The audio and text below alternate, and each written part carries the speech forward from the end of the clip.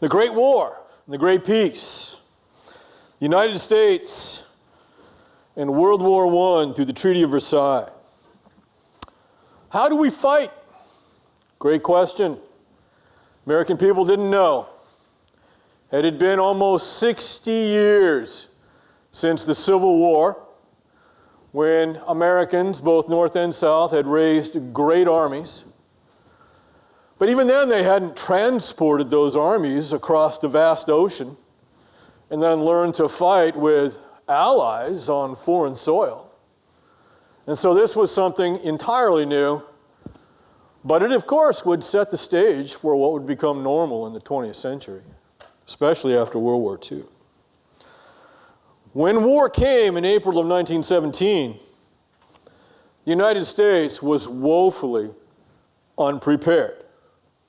We only had about 300,000 soldiers at arms. And even that was up from about half that much just 2 years before. We had actually been preparing, although on a minimal scale. For example, in the Battle of the Somme in the summer of 1916 in northern France, the British and the French lost over 600,000 men. Twice the size of our armies, not engaged, but lost. So we are not close to being ready to fight this war. No one knew how long it would take to raise an army. Most of those men are going to be drafted. No one knew how long it would take to train them.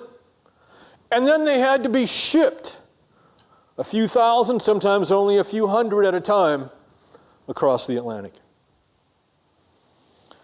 And then how would they fight when they got there?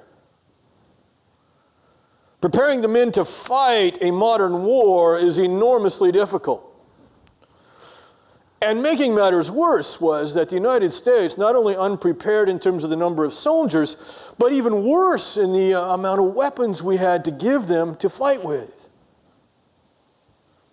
There wasn't enough equipment. There's not enough experienced officers to train the men.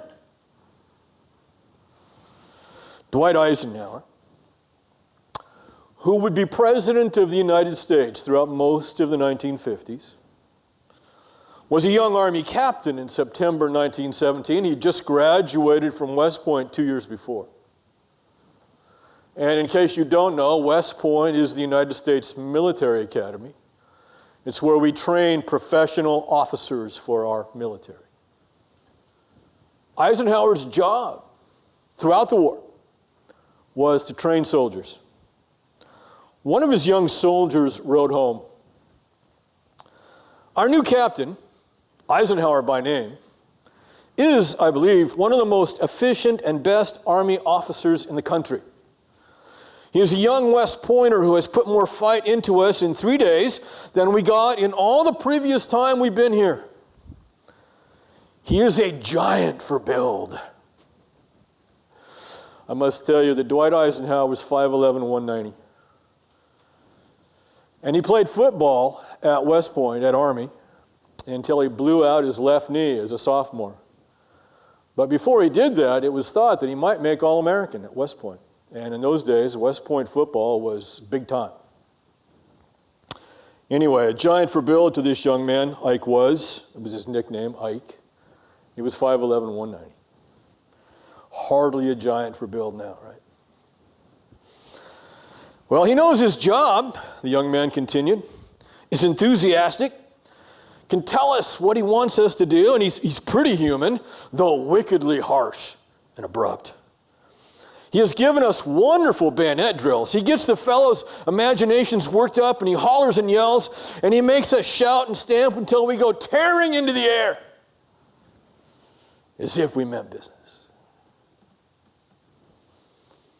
There is no training that can adequately train a person for real combat. But Eisenhower did the best he could with what he had. Soldiers carried brooms to simulate guns. And even late in the war, they were pretending that trucks were tanks. The United States during World War I will not produce these kinds of weapons in enough supply to arm our own soldiers. In fact, we won't produce any tanks. We fought in World War I with French weapons and British weapons. So this is one way in which the First World War is dramatically different from the Second World War. In the Second World War, we become the arsenal of democracy. We are providing these kinds of weapons to all of our allies. But not in World War I. We weren't ready. We didn't make these kinds of weapons for ourselves, you see. Not in any significant quantity. Gradually, though, the American army took shape. Divisions began to arrive in France in the summer of 1917. A division is the basic unit of a military force. All nations have divisions. In the United States in 1917, a division was 20,000 men. 20,000 men. So our divisions crossing the Atlantic in ships, partially trained, began to arrive in France in the summer of 1917. General John Blackjack Pershing was the man in charge of what was called the American Expeditionary Force. So the American Army in France has a name. It's called the American Expeditionary Force, the AEF. And Pershing is the commanding general of the army in France.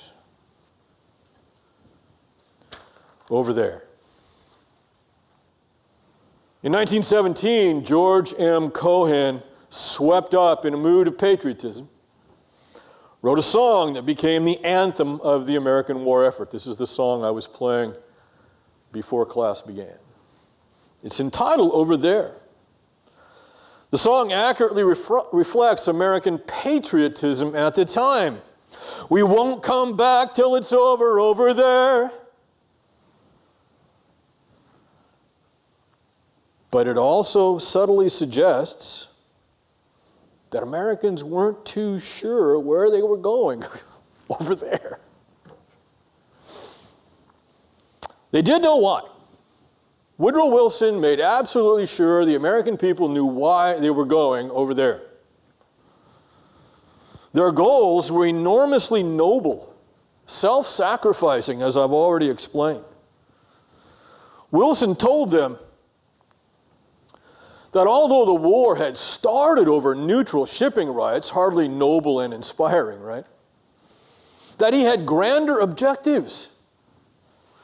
Number one, they were going to make the world safe for democracy. If someone were to say to make the world safe for democracy, I hope that you would automatically think of Woodrow Wilson and World War I. Number two, the sacrifice of American soldiers would hopefully end all war. Wilson believes that if he can remake the world in the way he hopes to make the world safe for democracy, there will be no more wars. So two, sacrifice the American soldiers were going to make would end all war, hopefully. And three, they would achieve a peace without victory. This is crucial.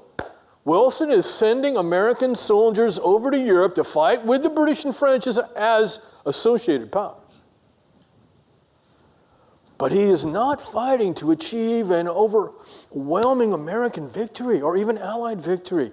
Wilson is fighting to end the war, stop the killing. And then Wilson hopes to create this new world where democracy is safe at the peace table. But just stop the fighting. So point three is a peace without victory. Now, how do you think the British and French feel about a peace without victory? No, they've been spilling blood for almost 4 years now. And all along this time, they've been telling the leaders of these two nations have been telling their people that the Germans will pay once we win. And of course, most of this fighting has been on French soil. So there is a deep disconnect between Wilson's goals and the goals of the British and French, our allies, so to speak. The single most contentious issue of the war occurred over the British and French desire to have American soldiers, as they got off the ships, be infiltrated into the lines, the armies of the British and French as replacements. So American soldiers would be fighting alongside French soldiers and British soldiers and so forth. It was just filtered into the lines. Now, today, no one would even talk about something like this. The world has changed so much. America's place in the world has changed so much. But the British and French looked down not only on the American soldier as inexperienced, but also on American leadership, their generals and other officers, as people who did not know war. It would be a disaster to give the Americans their own place in the line against the Germans, a place they had to hold, because the Germans would make mincemeat out of them. So filter the American soldiers into the British and French lines and let them fight there as replacements. But President Wilson had anticipated this and had ordered General Pershing not to let that happen. Because again, Wilson has his eyesight on the peace conference. And if all American soldiers have done is serve as replacements, Wilson's going to have a hard time making the argument that his army was crucial to victory, and therefore you British and French should listen to what the Americans want. And so everything is connected to politics here, and diplomacy.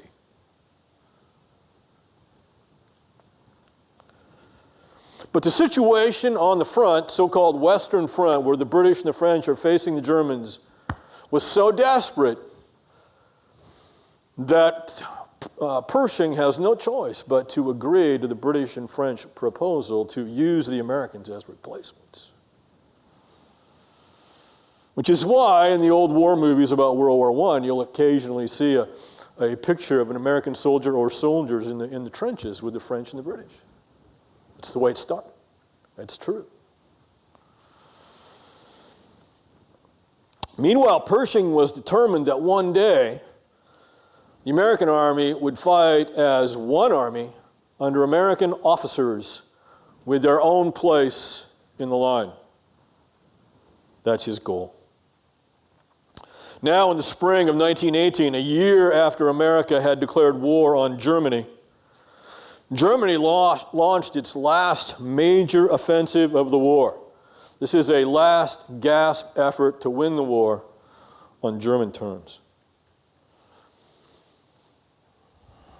The Americans helped, but the British largely turned back this German offensive in the spring of 1918. Their own command.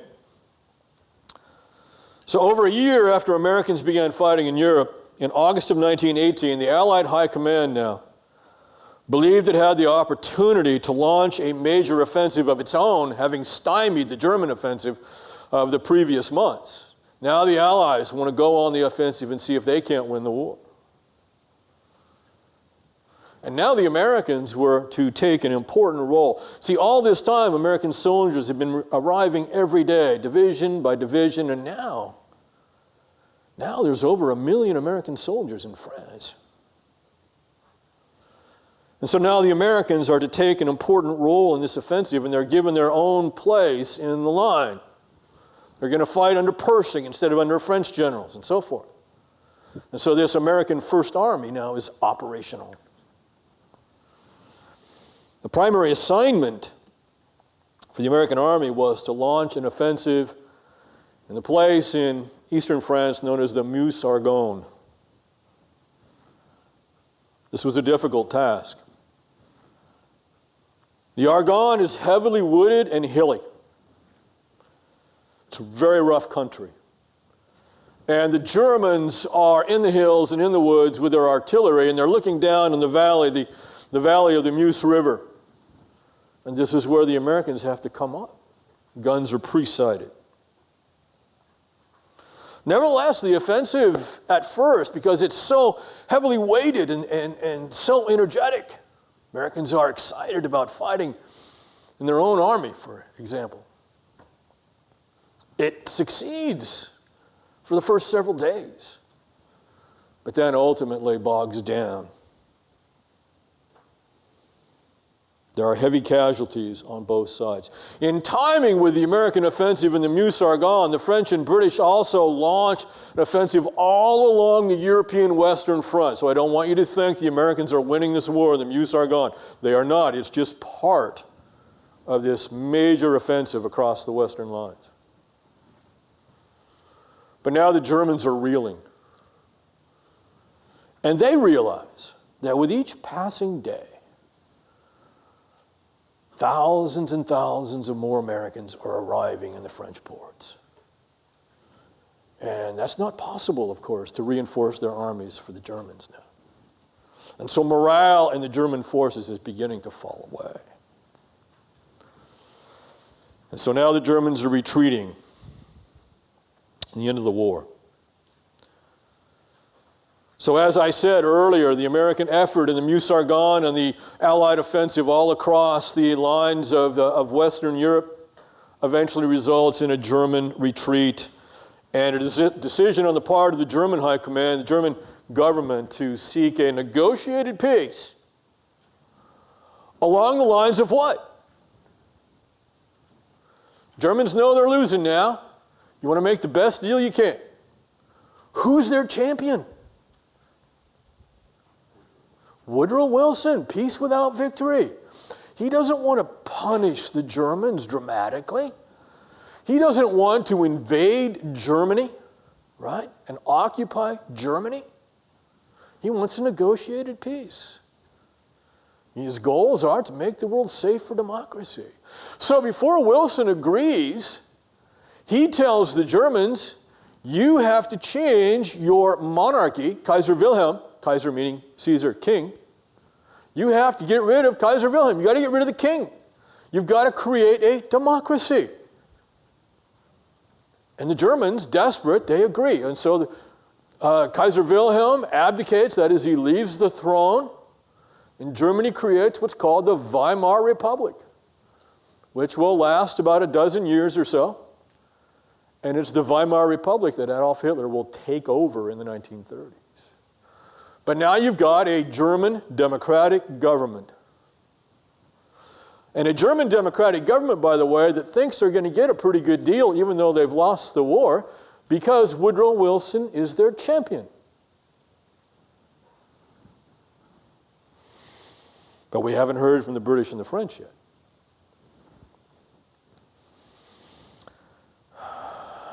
So the war ended with a truce, not an invasion of Germany. This is again another dramatic difference between World War II and its ending and the ending of World War I. You see pictures of the Allied destruction of Germany in 1945, Berlin and all of its major cities, Dresden, Hamburg, and there are only the very skeletons of buildings standing, right? That's World War II, where German cities are simply no more, okay? That's not what happens in World War I. The reason that happens in World War II, though, and I'll explain this again when we get there, was because the American president in 1945, Franklin Roosevelt, remembered what happened in 1918 and 1919. You see. And the fact that 20 years after the war ended, the First World War ended, we were at it again with the Germans. And he was going to make damn sure that didn't happen again. But back to World War I. It sounds great, doesn't it? Negotiated peace, a peace without victory, and make the world safe for democracy. Oh, a war to end all wars. Yes. Well, the peace of a war, the results of a war, are always as important, sometimes more so, than the actual combat itself. So just to remind you, President Wilson joined the war effort to fight for great ideals. I doubt there's anybody in this room that would object to the ideals of Woodrow Wilson here. Again, safe for democracy, End all war. Peace without victory. Sounds like a multiple choice question. 1, 2, 3, all the above, right? Yeah. There you go. Now you're thinking like a professor. I know it's shocking, and you probably don't want to, but it kind of wears off on you after a while. All three goals were based on the beliefs discussed in the last lecture on Woodrow Wilson, that the United States was destined, there's God, to play this leading educational role in the world. That democracy was the best form of government. That democracies, Wilson believed, did not start wars. This is what historians call liberal internationalism. Liberal internationalism. That is democratic internationalism. Okay? Wilson then came to the peace conference at Versailles. And by the way, Versailles is just outside of Paris. Determined to make a soft peace, as I've already explained, soft peace versus a harsh peace, right? Wilson, soft peace, peace without victory. He's already got a newly democratic Germany, so halfway there. And he also wants to create as many democracies, this fits with his progressivism now, as he possibly can out of the now no longer in existence empires, the German Empire and the Austro-Hungarian Empire. These are the losing powers. And so now these areas, Wilson wants to make as many small democracies out of those places as he can. True to his word. In this effort, though, he is opposed by Britain and France, the associated powers. They were determined that Germany should be punished for starting the war. And Germany should be forced to pay for the war. In modern war, in fact, in most wars, most times, most places, nations go into debt to fight the war. And it was traditional that the losing power then would pay for the expenses of the victorious power. And the expenses were enormous in terms of the production of weapons and so forth. But what about taking care of the living wounded for the rest of their lives? There's that. What about some kind of compensation for families that have lost their husbands and brothers and sons? Right? Germany's going to pay for the war. That's what the British and French are saying. Peace without victory? They're laughing at Woodrow Wilson behind his back. And sometimes to his face. They don't want a peace without victory. Wilson was convinced that a harsh peace, a victor's peace, would only cause Germany to what? Seek revenge at some point. Right? The Germans don't think they started the war. I think the judgment of history is that they did, but the Germans don't think they did. They see themselves as victims. Plus, Wilson had given his word. They had not been defeated, they had simply negotiated a truce. Now, to get stuck with a harsh peace, a victor's peace, that would seem like betrayal to the Germans. But the British and French were concerned that unless Germany were treated harshly, Germany would simply rise again in 20 years and there would be another such war. You see. As far as the Germans, or as far as the British and French are concerned, the Germans have to be kept down. Wilson wants to let them off.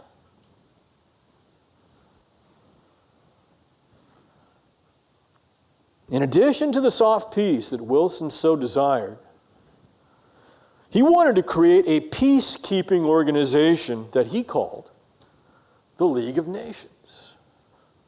This would be something new in the world, the League of Nations. The League would be a forum, a congress, if you will, for nations to sit down and discuss their differences before a war started.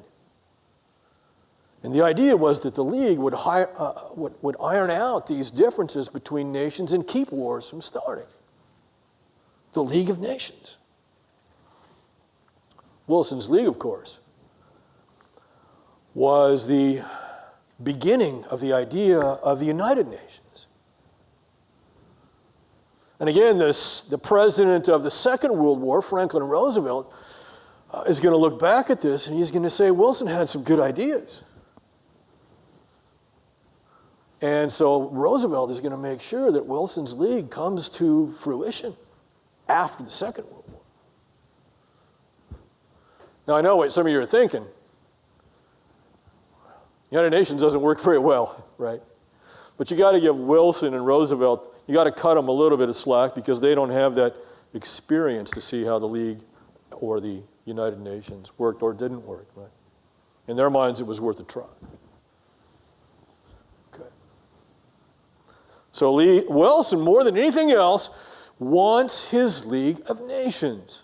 Wilson believes that even if he doesn't get the soft peace that he has gone to Versailles to achieve, that once passions cool, if the League is in place, once the passions cool, then perhaps the League then can make adjustments to the Treaty of Versailles that will keep the Germans from being angry. So get the League first and foremost. Unfortunately for Wilson, the British and the French realized that, and this made total sense, that Wilson would trade the soft peace for the League. So guess what? That's the hard ball they played. So Wilson's soft peace is going to get frittered away in bargaining to get the League of Nations.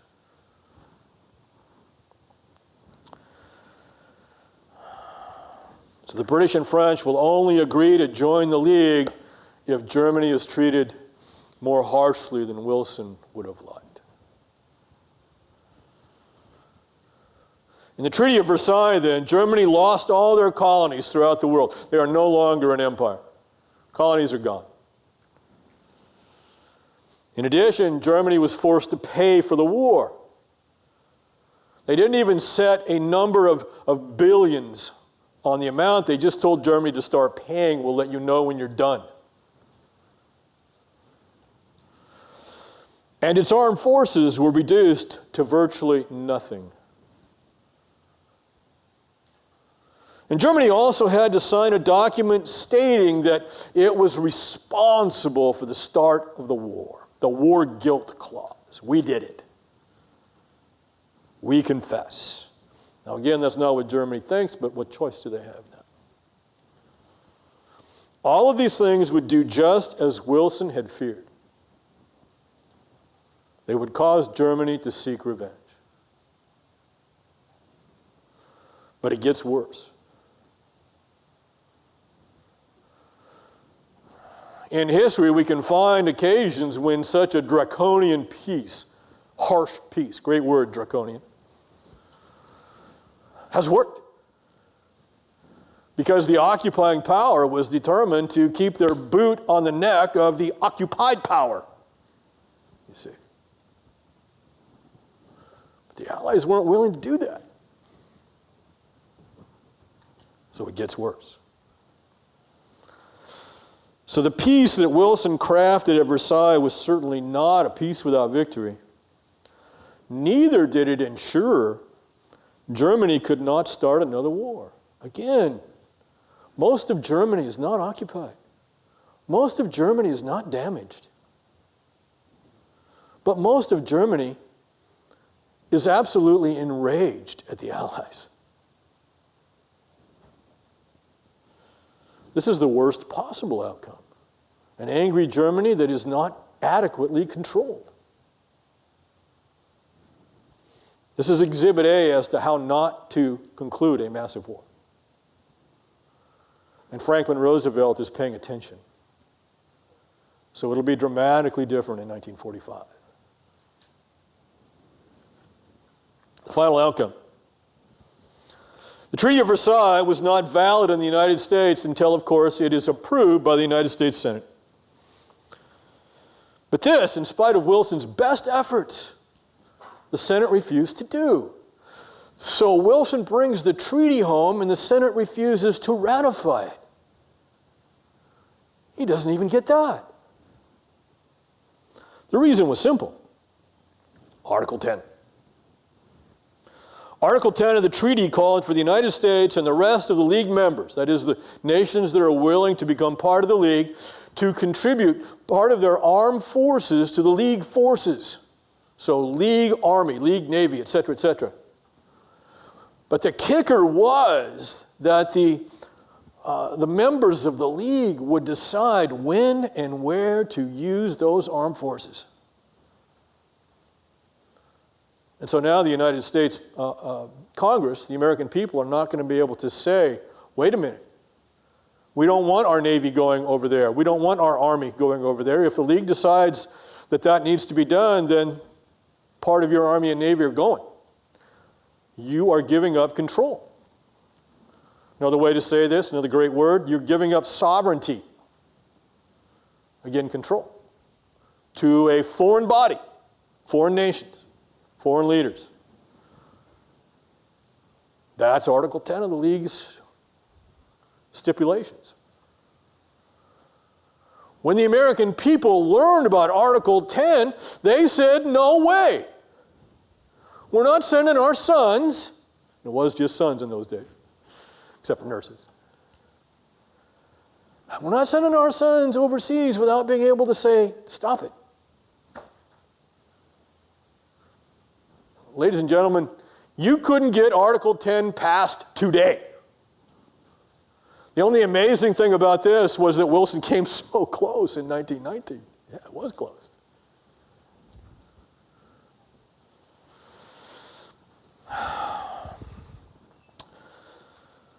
So the problem was, and this is my opinion, I'll be flat out telling you, okay? The problem was that Wilson's vision was naive. First, democracy does not come easily to nations that have no experience, no history of it. It's not easy to create democracy in such places. In a very real sense, democracy is contrary to human nature. Human nature is selfish, sinful. Democracy depends upon the human being, after training and the impact of culture, to say eventually, well, you won that election, it's your turn, right? Democracy has to be ever guarded. And so to try to create democracies, well, that's all well and good, but the record of those efforts is not encouraging. Secondly, even if all the nations were democracies in this world, would that end war? Was Wilson right? Democracies do not start war?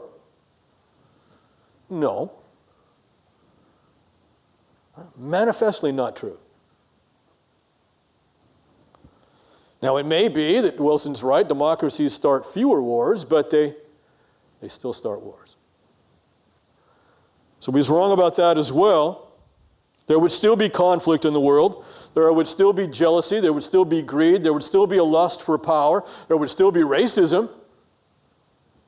Racism responsible for so many wars. We're superior to those people, so therefore they should serve us. Democracy is not going to end all that. Fear, greed, honor, accident, all these things still there. Therefore, the League would not have adequately guarded American security. Again, this is my opinion. The League would not have adequately guarded American security. We have to do this ourselves. Not saying we can't have allies. Not saying we can't have friends. Not saying that at all. But to abdicate our own security, the way Wilson largely intended to do, was naive. Summary. So the Great War ended with Germany defeated but angry. France and Great Britain were victorious, but they were exhausted financially and psychologically. And the United States, forced to choose between a total involvement in European politics, in other words, becoming a forceful member of the League the way Wilson wanted to do, and a return to isolationism, the United States chose the latter. We're coming home, and one of the themes of the 1920s and 1930s is the American people deciding almost en masse that the Great Crusade, World War I, had been a mistake. We shouldn't have done it.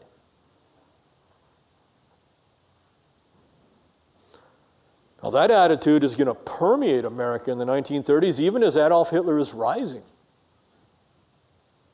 Franklin Roosevelt, when he's president, is going to take him some time to convince the American people that, hey, we really do care about what's happening in Europe. And so the intervening years, described generally by most historians as years of isolationism. Maclay, your author of your text, takes exception to that. So look at his more nuanced interpretation carefully. Okay? Regrettably, those Americans who favored a middle-of-the-road approach, not total involvement in Europe like we would have been in Wilson's League, and not a return to isolationism like we did do, but a middle-of-the-road approach, those Americans were not listened to. That message is too doggone complicated. And we're back to that aspect of human nature that I described a few weeks ago when I said human beings tend to divide into the simple, right? No matter what in life. It's just part of our makeup that we want to make things as simple as possible, at least in part to understand them, but also to take it easy on ourselves.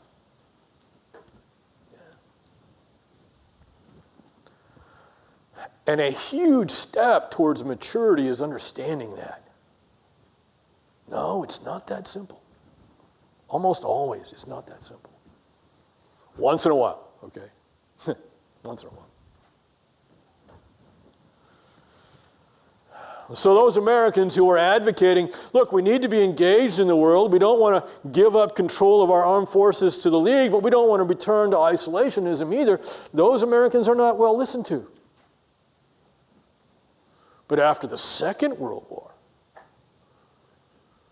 that's going to make a whole lot more sense.